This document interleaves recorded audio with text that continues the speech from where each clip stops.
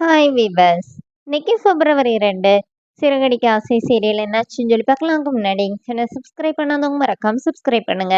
இன்னைக்கு என்ன அப்படின்னு சொல்லி பார்த்தீங்கன்னா, இங்க வந்து எல்லாரும் வீட்டுக்கு வந்தோடனே மீனா வந்து அவங்க ரூமுக்கு போகிறதுக்காக பேக் எல்லாம் எடுத்துட்டு கிளம்புறாங்க. அப்போனே விஜய் என்ன சொல்றாங்கன்னா, எங்க போற? அங்க பாரு, அங்க கிராமத்துல தான். அங்க போயிட்டு என்ன சொன்னாலும் பாட்டி பாட்டின்னு பாட்டி பின்னாடி சுத்திட்டு இது ஏன் வீடு, இங்க நீ தான் வேலை பார்க்கணும், போய் எல்லாருக்கும் காஃபி போட அப்படின்னோடனே இப்ப முத்து என்ன சொல்றாருன்னா, "அப்ப பத்திரத்த உங்க நெத்தியில ஒட்டிட்டு திரிங்க" அப்படின்னு சொல்றாரு.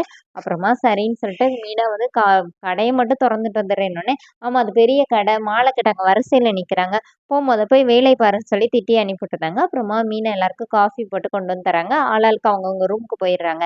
இப்ப காஃபி குடுக்கும்போது விஜய் என்ன சொல்றாங்கன்னா, "என்ன ரொம்ப சீனியா இருக்கு" அப்படின்னு கேட்டோனே, முத்து என்ன சொல்றாருன்னா, "அப்பா அம்மாவ டாக்டர்ட்ட கூட்டிட்டு போனேன். அம்மாக்கு சுகர் இருக்கு போல, அப்பதான் இப்படி தெரியும்னோனே" இல்ல, இல்ல கரெக்ட்டா தான் இருக்கு அப்படின்னு சொல்லிட்டு சமாளிக்கிறாங்க. அதுக்குள்ள பார்வதி வராங்க.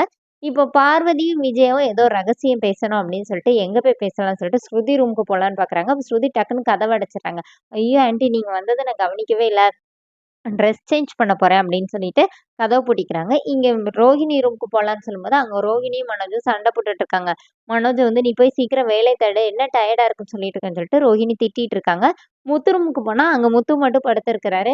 இந்த மாரி தனியா பேசணும்னே, "ஐய்யய்யோ! இந்த அளவுக்கு முத்திருச்சா? பேசாம ஹாஸ்பிட்டல் போங்கன்னு" சொல்லிட்டு, "இல்லடா நாங்க 2 பேரும் தனியா பேசணும்னே." "பேசுங்க. ஏதோ குடும்பத்துல பிரச்சனை ஏற்படுத்த பேசுறீங்களா என்ன? அப்புறம் என்ன தனியா பேசணுங்கிறீங்கன்னோனே, நாங்க என்னமோ பண்றோம்டா" அப்படி சொல்லிட்டு இவங்க 2 பேரும் மாடியில போய் பேசுறாங்க. அப்ப விஜயா வந்து பார்வதி கிட்ட வந்து, "பேசாம இங்க ஒரு ரூம் கட்டணும்" அப்படின்னு பார்வதி சொல்றாங்க. அப்படிதான் அவரும் சொல்லிட்டு இருக்காரு. ஆனா ரூம் கட்டுனா, இந்த முத்துவே, மீனாவே எப்படி வீட்ட விட்டு வெளியில அனுப்ப முடியும் அப்படின்னு சொல்லி அப்புறமா கிராமத்துல நடந்தது. ரோஹிணியோட அப்பா மட்டும் காசு தந்தாருன்னா, நான் இங்க வந்து பெரிய ஹோம் தியேட்டர் கட்டுவேன், அது கட்டுவேன்னு சொல்லிட்டு ஒண்ணொன்னா பார்வதி கிட்ட சொல்லிட்டு இருக்கிறாங்க. இப்ப மீனா வேற காஃபி குடுக்க வரும்போது, மீனாவோட பூக்கடைய வேற திட்டுறாங்க. அப்புறமா என்ன ஆகுதுன்னா, ரோஹிணி வந்து அவங்க ஃப்ரெண்ட பார்க்கறதுக்காக வித்யா வீட்டுக்கு போகும்போது, அங்க அவர் வர்றாரு. அவங்க மாமா கறி கடைக்காரர் வர்றாரு. அப்ப அவரையும் பிடிச்சு திட்டி விடுறாங்க இந்த மாரி. அவர் என்ன சொன்னாருன்னா, "இங்க பாருங்கம்மா 3 மாசம் கழிச்சு உங்க அப்பாவ கூட்டிட்டு வரேன்னு நான் சொல்லியிருக்கேன். அப்ப நான் இல்லாம அந்த ரோல பண்ண முடியாதுல்ல.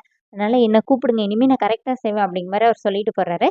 இங்க ஒருத்தவங்க வந்து ரோஹிணியோட பார்லரோட அந்த ஓனர் இருக்கார்ல, அவங்க வந்து பார்லருக்கு போணும்னு சொல்லிட்டு கார்ல வரும்போது கார் ரிப்பேர் ஆயிருது. அப்ப அவங்களோட பிஏக்கு கால் பண்ணி சொல்லும்போது, அவங்க வந்து முத்துவ வந்து அங்க வர சொல்றாங்க.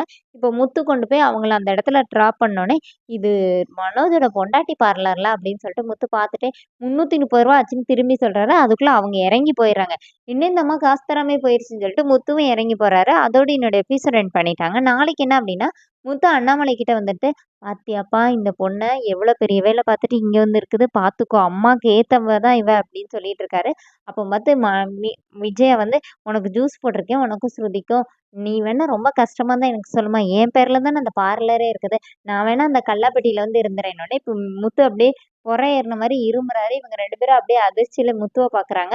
அதோட என்னோட எபிசோட் எண்ட் பண்ணியிருக்காங்க. Thank you.